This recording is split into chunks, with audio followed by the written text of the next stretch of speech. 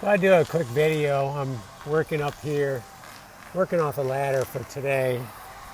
I didn't get the lifts out this year yet. I don't know if I'm going to or not. I thought I would get as high as I can with the ladders. And then when I get them out, I'll be ready to go up to the top. So here are some of the little things. So I decided to, because we're so close to this post here, in fact, the building used to be so close that it used to be notched in. So I need to do something down there yet. Maybe, I'm not sure what I'm going to do yet. But up here, I decided to end this molding here, leave it flat for here because I got all this contour stuff. And then I'll start my molding back up, right up into here because we have this difference here. I couldn't make them match exactly, but that's okay. I'll with some caulking and some filing, I'll make that look good. Plus, it's not like you're going to see it anyways. But, so here's a little hole here because of this, but it only goes in. It doesn't go in that far, so I made a little plug I'm going to put in there with some caulking. And I'm going to caulk all that. Now here is, so the old roof, this is the outline of the old roof right here. It used to be like the front porch. It was pretty much flat, not totally flat. But this is the outline of it. You can see this is a square nail I pulled out. So that'll put in my pocket. Go with the other square nails I'm just setting aside. And here I had to clean this all out right here.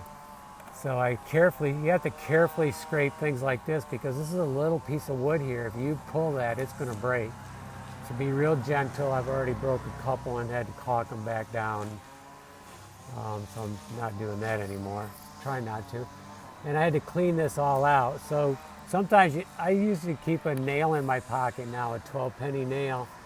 It's great for opening paint cans and it's great for scraping out stuff like this. Now a flat-headed screwdriver is also great for scraping stuff like this, but the problem is you end up with a screwdriver that's no good as a screwdriver anymore, so only use an old one if you do that and then resharpen. But I've cleaned all this out, I've brushed it out, and now what I'm going to do is caulk all this, caulk these edges here, caulk all this, try to scrape all this off the best I can. I'm going to caulk all these in here. Now I'm not going to put a plate on here yet because I need some molding to go into here. So I think, well, maybe I will. Maybe I could put a flat plate on there. I'm not sure yet. That's going to have to go on pretty soon or at some point here. I did fill it in so squirrels can't get in there. But we wouldn't have to do that right now.